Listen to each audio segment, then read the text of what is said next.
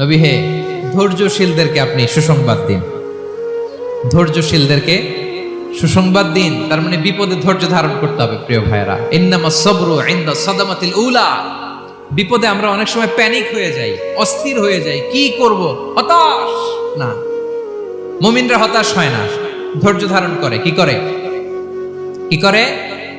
ধৈর্য ধারণ করার শক্তি দাও গো মেহেরবান আমায়, দাও গো মেহেরবান। পড়েন, ধৈর্য ধারণ করার শক্তি দাও গো মেহেরবান আমায়, দাও গো মেহেরবান। সবাই বলুন একসাথে, ধৈর্য ধারণ করার শক্তি দাও গো মেহেরবান আমায়, দাও গো মেহেরবান।